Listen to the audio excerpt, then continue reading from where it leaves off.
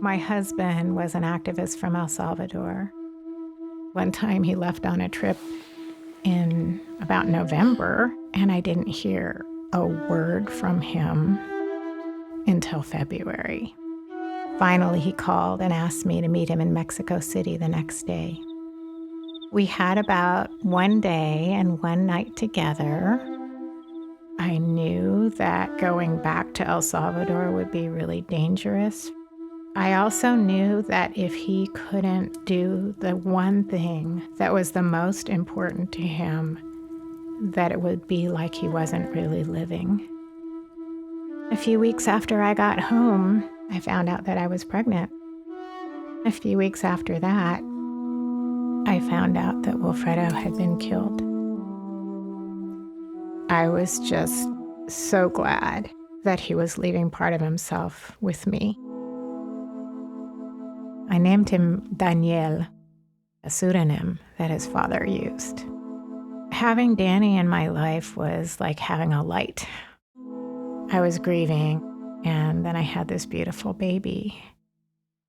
I thought about, even though Wilfredo isn't here, how can I raise Danny in a way that would make him proud?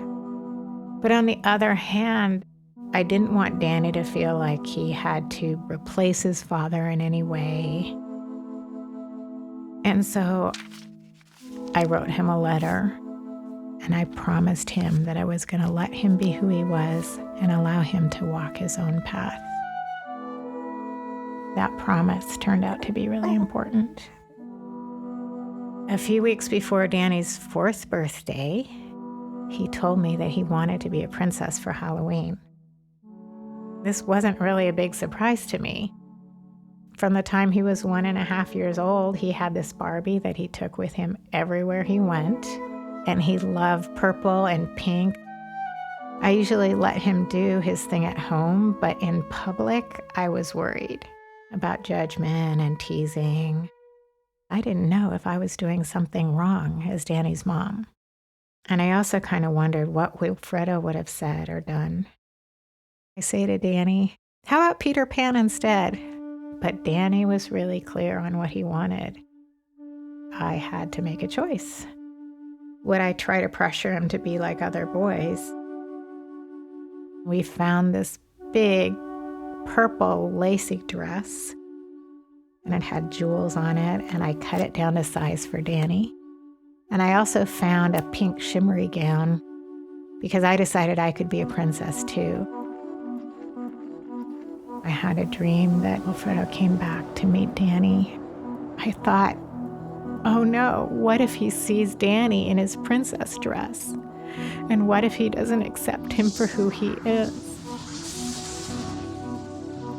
But I also believed in something pretty fundamental. Parents don't get to decide who their children are. What we get to do is to support them.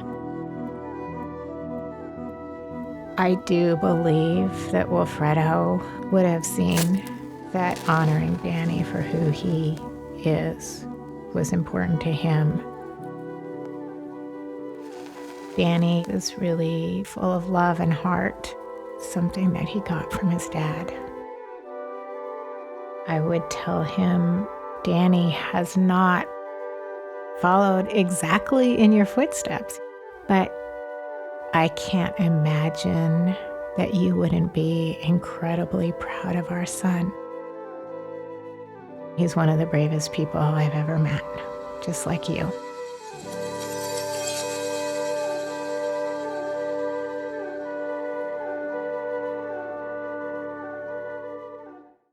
My mother, Mina, I don't know a lot about her. I remember that she was profoundly sad. It was sad being around sadness.